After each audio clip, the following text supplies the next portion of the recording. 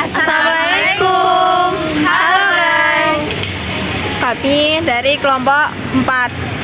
Saya Devina Reta Camirum, NIM 2301068476. Saya Sardi Putri Margareta dengan NIM 23010684231. Saya Alfizagra Diva Putri dengan NIM 23060844038.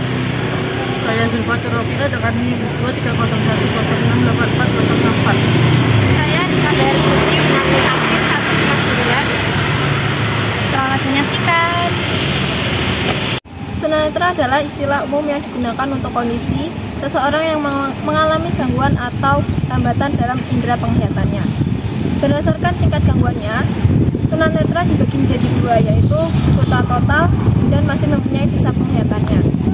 Alat bantu untuk mobilitas tunanetra menggunakan tongkat khusus, yaitu tongkat berwarna putih dengan garis merah horizontal.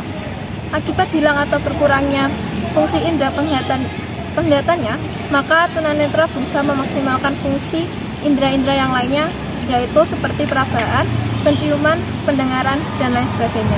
Sehingga tidak sedikit penyandang tunanetra yang memiliki kemampuan luar biasa di bidang musik ataupun ilmu pengetahuannya. Tunanetra dapat disebabkan oleh berbagai faktor, baik sebelum kelahiran, saat kelahiran, maupun sesudah kelahiran. Faktor pertama yaitu sebelum kelahiran. Faktor prenatal yang dapat menyebabkan tunanetra antara lain gen atau sifat pembawaan keturunan, keracunan obat, atau virus. Yang kedua yaitu saat kelahiran. Faktor dari saat kelahiran yaitu kerusakan pada mata atau saraf mata yang terjadi saat persalinan, misalnya akibat benturan alat-alat ataupun benda keras. Yang ketiga yaitu setelah kelahiran, penyakit mata yang menyebabkan tunanetra seperti trauma ataupun kecelakaan. Halo teman-teman, jadi kita akan wawancara terkait mata kuliah inklusi yang dimana kami mencari narasumber dengan nama aku Windy Fadila dipanggil. Oke, kita panggil Kak Windy ya guys ya. Boleh? Oke, Nama aku Zulfa, nama Kak Windy. Dari jurusan apa? Dari jurusan sastra Indonesia. Kenapa ambil jurusan itu? Karena kan pertama saya nggak pengen di itu karena nggak ada minat di situ gitu kan. Yang kedua adalah karena bahasa Indonesia itu perlu dieksplorasi gitu kan. Kita itu kekurangan guru atau orang yang bisa lebih memahami. Yang ketiga kan ada mata kuliah kita. Kalau tahu kakaknya mau jadi jurusan itu kan? Ada melalui jalur aktivitas.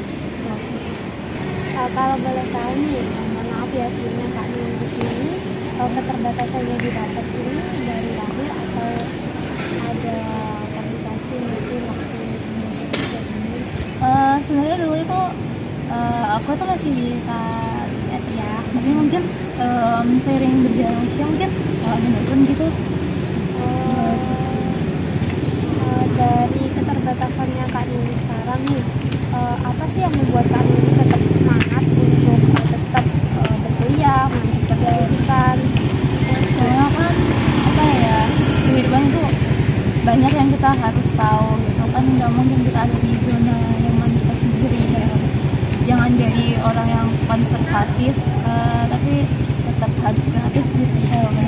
Terus kalau boleh tahu nih, apa cita-cita atau impian yang sampai saat ini Kak Windy itu belum tercapai atau ada bisnis nih apa? Kalau boleh tahu boleh dong bisa. Cuma pengen lulus tepat waktu aja, sama pengen untuk dalam dunia kerjanya itu lebih diperkaya atau dikembangkan lagi gitu. Ya sih. Terus apa namanya, keluar apa atau sifat apa yang orang tua berikan kepada kamu yang sampai saat ini tuh selalu membuat semangat, selalu membuat happy atau apa? Awalnya itu adalah ingat kembali tujuan di awal, terus habis itu ingat kembali sampai di detik ini itu ada loh orang-orang baik yang mengitari kamu, yang ada di sekitar kamu. Jadi jangan sampai mengecewakan mereka. Itu adalah salah dua dari sekian nasihat atau solusi yang diberikan. Kalau dari Kak Windy sendiri selama berpendidikan, mungkin dari SD, SMP, SMA dan sampai kuliah ini, mungkin ada nggak sih gangguan-gangguan yang Kak Windy hadapin, mungkin yang bikin Kak Windy trauma ataupun mungkin jadi batu loncatan buat Kak Windy yang masih berkesan buat Kak Windy? Ini dari segi apa? Sosial atau pendidikan? Mungkin bisa dua-duanya Dari sosial dulu ya, mungkin penerimaan aja sih gitu. Jadi apakah mereka mau nih gandeng gitu kan, kadang-kadang terus habis itu nemenin misalnya aku pengen jalan-jalan gitu. Terus habis itu untuk pendidikan ini sih kalau kurang aksesnya itu mungkin di bacaan, karena nggak semua dosen itu bisa ngasih modul atau e-book, nggak semua dosen itu ngerti, dan biasanya tuh ada hitung-hitungan sih, itu yang perlu diperluas lagi, diperkaya lagi sih. Kalau boleh tahu, media atau metode apa yang dipakai Kak Windy selama berkuliah? Kan tentunya mungkin dari mata kuliah beberapa ada yang susah nih, kayak seperti yang dijelaskan Kak Windy sebelumnya terkait kendala terkait pendidikan itu tuh gimana sih cara Kak Windy mengatasinya? Sebenarnya itu kalau bagi sebagian orang itu AI itu adalah hal yang merugikan ya sebenarnya, tapi ada yang menguntungkan juga sih gitu. Aku tuh memanfaatkan AI juga untuk bisa ini tuh bukunya tuh bab sekian itu isinya apa sih, daripada baca kan lama banget. Nah itu yang pertama. Yang kedua itu kadang-kadang kan tulisan kita itu nggak rapi, meskipun udah di blog kan masih ada jaraknya gitu yang kurang.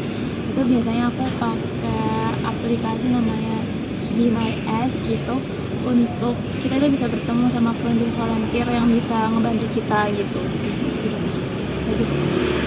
Kalau saya sih mungkin ini bisa share gitu ke teman-teman apa namanya, cara kita buat grow up, buat tetap semangat di setiap keterbatasan yang kita punya. Gimana sih caranya supaya kita tetap semangat mewujudkan cita-cita, impian kita dalam segi proses kita ini? Mungkin bisa sebenarnya semangat itu tergantung dari diri masing-masing ya. Tapi dunia itu luas ya. Kalau misalnya kalian mau stuck di situ aja, kalian nggak bisa maju dong, dan nggak bisa tahu seluas apa dunia dan seluas apa harapan kalian. Jadi sih. Dan mungkin itu aja dari kami dari atas sharing dan tentunya kurang lebihnya kami terima kasih banyak kepada Kak Windy yang mau nih sharing-sharing sama kita. Terima kasih juga. Sharing-sharing terkait ilmu atau pencapaian atau support buat kita untuk terus grow up di segala keterbatasan yang kita punya. Karena kan setiap orang itu pasti punya kelebihan dan kekurangan masing-masing. Setiap orang punya cara gimana untuk mewujudkan impian mereka masing-masing. Semua itu kembali ke diri kita, gimana diri kita bisa sama-sama untuk mewujudkan itu impian kita. Oke, makasih. Dadah. Halo semua, aku Windy. Untuk kamu yang sedang ada di titik aku gini-gini aja dan mengalami hambatan yaitu disabilitas apapun itu, tetap semangat dan ayo kita bareng-bareng memajukan inklusivitas dengan Indonesia yang berdaya. Kalau bukan kalian siapa lagi? Kita bareng-bareng untuk bertumbuh dan saling berbagi rasa ceria untuk pulih. Itu aja sih, terima kasih. Jadi yang dialami Kak Windy merupakan tunanetra kategori buta total. Sebagaimana yang dijelaskan Kak Windy, saat masih kecil Kak Windy masih bisa melihat. Tetapi saat berjalannya usia, Kak Windy mengalami gangguan dan menyebabkan Kak Windy tidak dapat melihat. Jadi dari perbincangan kita dengan Kak Windy tadi, kita belajar terlepas dari kekurangan kita, keterbatasan kita harus tetap semangat dalam meraih cita-cita kita. Mari bersama-sama kita membangun dan menciptakan sekolah inklusi yang adil dan merata dengan menerima anak terlepas dari kelebihan, kekurangan, maupun latar belakang mereka.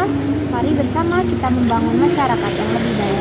Dengan kolaborasi antara guru, orang tua, dan juga komunitas, kita bisa bersama-sama memberikan kesempatan setiap anak untuk belajar secara optimal.